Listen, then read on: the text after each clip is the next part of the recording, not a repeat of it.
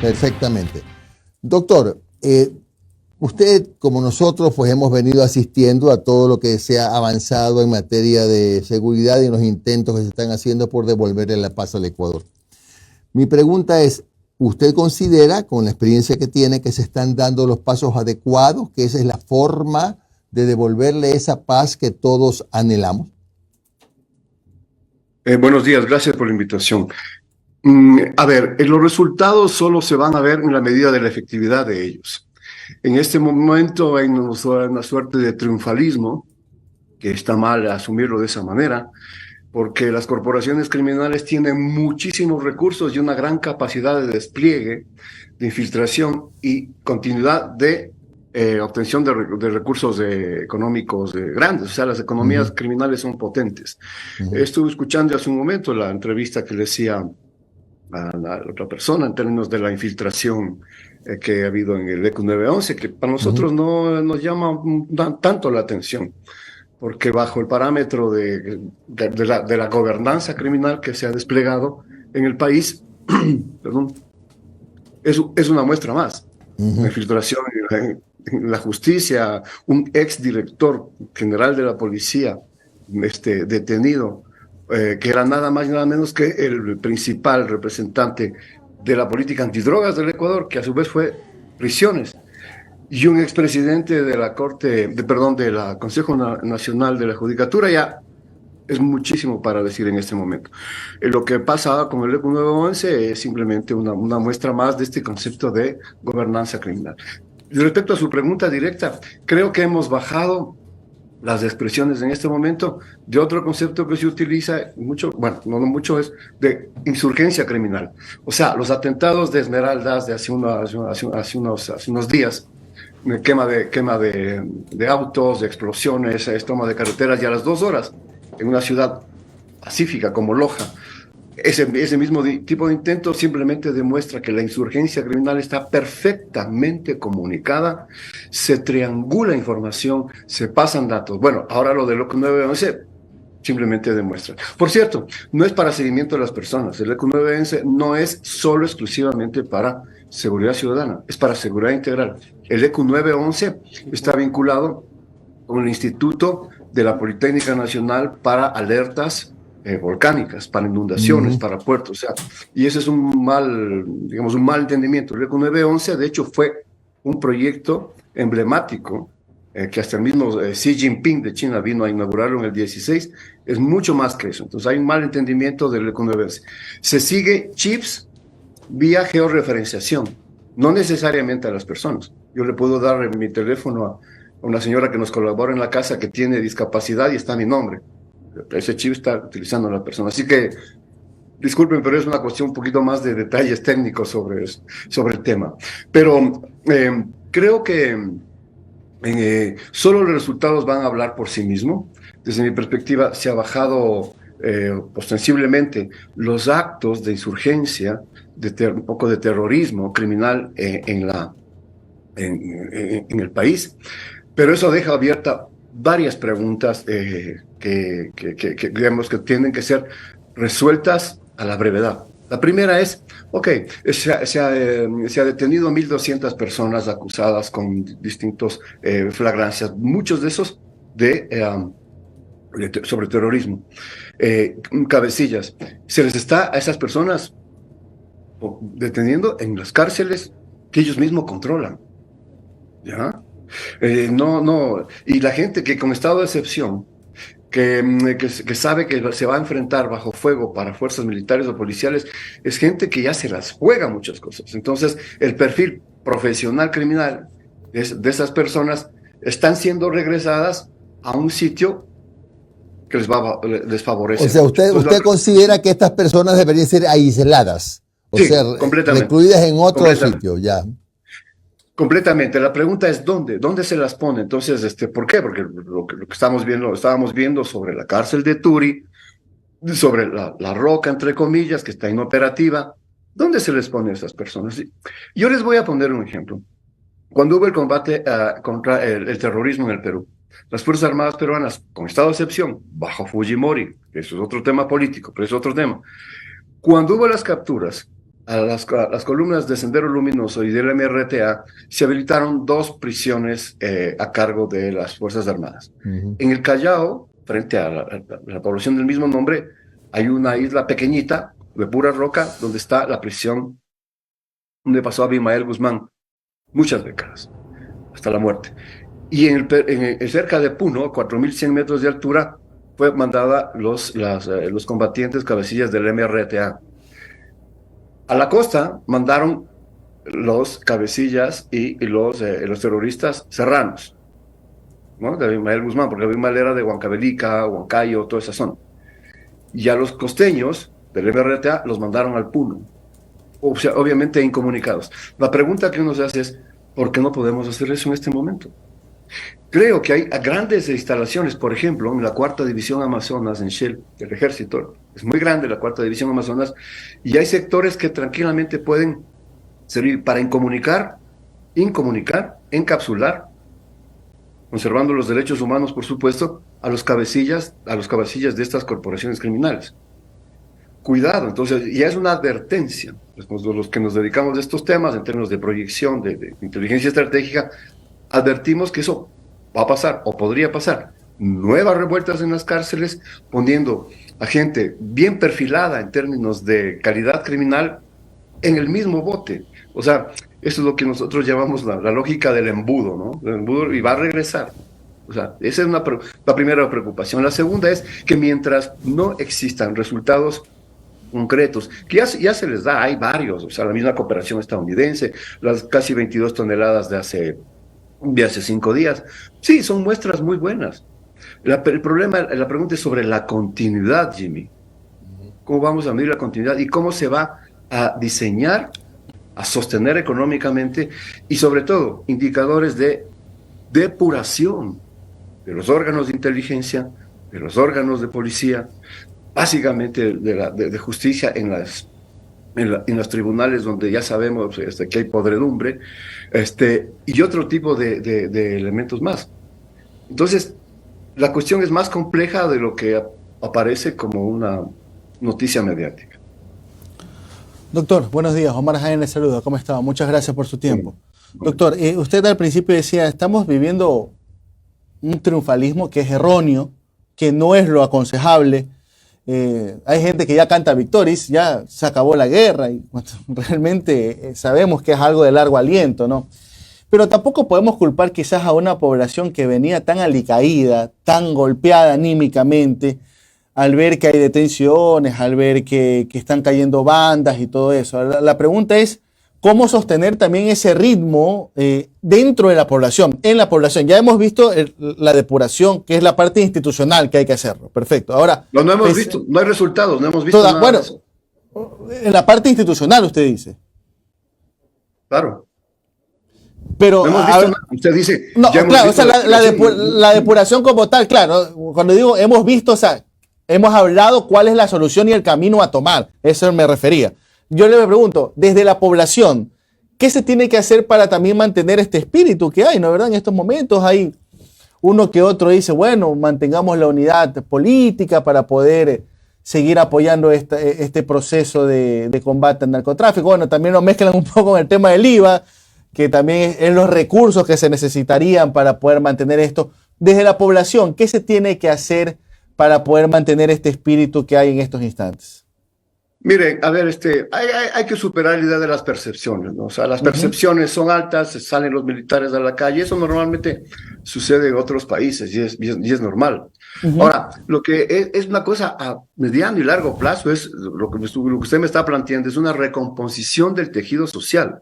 Exacto. De una sociedad donde está sitiada, yo utilizo la palabra, está sitiada por las bandas y que son representantes de las corporaciones criminales transnacionales. La sociedad está sitiada. Los comercios están, la economía está semi paralizada por terror, por miedo, obviamente. ¿Cómo recomponer eso? Es una tarea larguísima. ¿Cómo recomponer el tejido social en la ciudad de Esmeraldas, en Río Verde, en mi provincia, en otros sitios de eso? ¿Cómo recomponer el tejido social en La Prosperina? O sea, la pregunta que usted hace es importante, pero no es la solución atraviesa una cantidad enorme de inversión social, instituciones súper sólidas, que una mancomunidad, pero no solo productiva, sino de atención social entre los municipios, por ejemplo, los municipios, los GATS, tienen que participar con mayor actividad. Las gobernaciones, obviamente los GAT provinciales. Entonces, si es que no hay un plan que vincule, armonice, coordine ese tipo de desarrollo para estabilizar, obviamente, con crecimiento económico, la cosa va a ser como un boomerang. Ahorita lanzamos una buena con la onda, una buena piedra, pero nos va a regresar el boomerang. Y esa es la preocupación que tenemos. O sea, está bien lo que se ha hecho, desde luego. No se le puede pedir más a un gobierno que tiene 2 meses, ¿cierto? No se puede pedir. Se han restablecido buenos canales de inteligencia, como Estados Unidos y Colombia, básicamente. Y eso está muy bien. Los operativos que se han hecho los últimos meses, sobre todo 3 importantísimos de decomiso de armas, de fusiles de asalto automático, R-15, algunos, etcétera. Está muy bien. Eso iba a pasar porque la inteligencia colombiana y la inteligencia estadounidense no iba a pasar inteligencia cuando había un general de la policía que era director de narcóticos y era parte de las estructuras criminales. No nos van a pasar información. Entonces, ese tipo de procesos están muy bien. La pregunta que usted me hace, vuelvo a insistir, es de corte más sostenido, de armonización, de restablecer una planificación fuerte, centralizada del Estado, del gobierno, y obviamente con recursos para que eso permee para abajo. Aquí yo sé que van a preguntar, bueno, el proceso educativo. Sí. La recomposición del tejido social es lento, caro y con resultados a veces no tan plausibles sobre los objetivos que uno se pone. Claro. Ahora, doctor, y la última de mi parte, y desde mi profundo desconocimiento, aquí algunas personas nos han mencionado que la utilización del término guerra en algunos casos es positivo y en otros casos es negativo, porque tiene un impacto también negativo en la parte psicológica de las personas. Y lo sentimos acá en Guayaquil, por ejemplo. Acá en Guayaquil yo vivo en una principal y 7:30 de la noche ya no hay carros. A pesar que el toque de queda ya se extendió a la medianoche y todo, igual la gente 7:30 de la noche se está guardando. Y eso a la larga afecta al restaurante, afecta a la cafetería, al bar, a la discoteca, y eso también ahonda el gran problema económico, que es otro que tenemos, ¿no? Aparte de la seguridad está el tema económico como tal. ¿Es pertinente seguir utilizando el término guerra por parte del oficialismo o por parte del gobierno? Sí, es un llamado a la atención. Mire, le voy a poner un ejemplo rapidísimo. Legalmente, en términos de lenguaje técnico, tenemos un conflicto interno, ¿cierto? Perfecto. Le voy a poner un ejemplo rápido de Colombia. Colombia hasta ahora tiene conflicto interno. No ha solucionado la paz, tiene un montón de disidencias que tienen grandes posicionamientos territoriales. Durante muchos años, en Colombia, cuando se acrecentaba el nivel de confrontación con las FARC, el ELN y otros grupos, también los grupos criminales mafiosos que controlan territorio en Colombia, durante el gobierno de Uribe y también de Santos, no utilizaban la palabra guerra interna, decían, nosotros tenemos un problema de delincuencia organizada y de bandolerismo. Fíjese el lenguaje que utilizaban. La gente de la Cancillería colombiana, las autoridades, los alcaldes, utilizaban ese término de lenguaje, sobre todo internacionalmente. Entonces, no espantaban a la comunidad internacional con guerra interna. Decían, tenemos problemas de bandolerismo, de delincuencia, de terrorismo en ocasiones, y no utilizaban el término de guerra interna. Obviamente, eso ocultaba la realidad de ellos, pero la habilidad de darse cuenta, al final, una Cancillería mucho más preparada, con una clase política mucho más culta y preparada, se ponían de acuerdo para lo que ahora se denomina una narrativa, un frame, para no hacerse unos autogoles y ahuyentar, por ejemplo, la inversión externa en ese país. Entonces, creo que es un error internacionalmente ir a Madrid y decir, tenemos guerra interna. Entonces, uno dice, guerra interna, no me voy a Galápagos de turismo. Claro, por ejemplo, ¿no? O sea, sí, cosas. Doctor, buenos días. Noris Arroyave le saluda. Días. Y entonces la presencia de militares de Estados Unidos en territorio ecuatoriano, luego de este pronunciamiento de la Corte, ¿no abonaría a esta percepción de la que usted está hablando, que hace que la gente un poco se eche para atrás? Y también, realmente, ¿cuánto aporta a esta lucha que estamos teniendo tener a militares estadounidenses en territorio ecuatoriano? A ver, en términos de imagen se aporta bastante. Yo le iba a contestar diciendo, aportar con qué indicador. Cuando uno pregunta con cuánto, uno tiene en la cabeza un indicador. Lo que le puedo contestar es desde la cualificación, es decir, bastante porque el apoyo estadounidense, que no quiere decir presencia de tropas en territorio, y hay un error de interpretación, básicamente es más del 85 operaciones conjuntas marítimas, es otra cosa. Aporta bastante. Los términos de ayuda creo que es poco, si voy a entrar a las cifras, 2.4 millones de dólares para una cooperación bilateral no reembolsable es poco. Ahí había más bien que recomendar a la canciller, señora, por favor, ahora que usted está, bueno, o su gente está con el presidente pues, en Madrid, vaya por favor al Centro Nacional de Inteligencia, que es uno de los servicios de inteligencia más potentes del mundo en términos de combate al crimen organizado y terrorismo, CNI español. Ese tipo de asesoramiento. Está bien que vaya a posición de la marca país, se tome la foto con el príncipe y con el gobierno de España, con el señor Sánchez, y con las flores de Ecuador. Perfecto. Pero la otra agenda también tenía, desde mi perspectiva, que de haber sido proactiva con el CNI de España, que antes ya nos han ayudado en asesoramiento, colaboración, tranquilamente. Digo, esas oportunidades. Ok, la cooperación internacional. El presidente necesita ser mejor asesorado, así de concreto. Okay. Entonces la cooperación internacional más bien debería ir, la búsqueda de Ecuador de cooperación internacional debería ir en temas de inteligencia y asesoramiento. Correcto, Europa. Ahorita los europeos nos están mandando una señal clarísima. Oigan, ustedes no son lo suficientemente técnicos y adecuados para controlar sus exportaciones de banano. 3 toneladas agarradas en Amberes, en Bélgica, perdón, en Rotterdam, en Países Bajos, es cuidado. Claro, les vamos a pegar, ¿en dónde?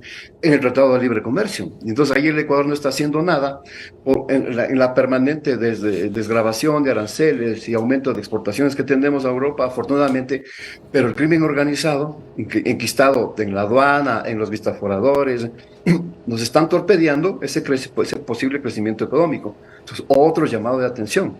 Los aparatos que necesitamos, nos pueden donar la cooperación europea en sus distintas vertientes, necesita fortalecer tecnología de punta, depuramiento de personal, ¿no es cierto? Recursos económicos no reembolsables para generar, por ejemplo, ese tipo de intervenciones y no se nos dañe la imagen para nuestra economía, por ejemplo, en Europa. El 65% de la economía, perdón, de la cocaína que está saliendo para Europa, ya sale por los puertos, básicamente. Claro, ya salen contaminados. Doctor, y la última, en el tema del trabajo articulado municipios, gobierno central, varios prefectos y varios alcaldes han dicho, presidente, aquí estamos, díganos qué hacer. ¿Cuál debería ser la línea que tendría que tener el gobierno central con los municipios para que este accionar y esta articulación en tema de seguridad sea efectiva y no sean disparos al aire? A ver, hay que repotenciar lo que era la Secretaría Nacional de Planificación. Póngale en el nombre que sea. Necesita una actoría central de armonización de política pública. Y Jimmy sabe perfectamente eso por la experiencia que tuvo. Entonces, es fácil salir a los medios y bla, bla, bla, bla, o sea, hacer demagogia discursiva. Lo otro es los recursos, generar un proyecto que tenga controles, sustentabilidad y llegue efectivamente a los usuarios. Poder, técnicamente, se puede hacer. Entonces, creo que todavía tenemos un sendero que recorrer un poquito largo ahí. Bien, gracias, doctor Freddy Rivera Vélez, profesor investigador de Flaxo, sede Ecuador. Freddy, muy amable, un abrazo. Muchas gracias. Chao. Gracias.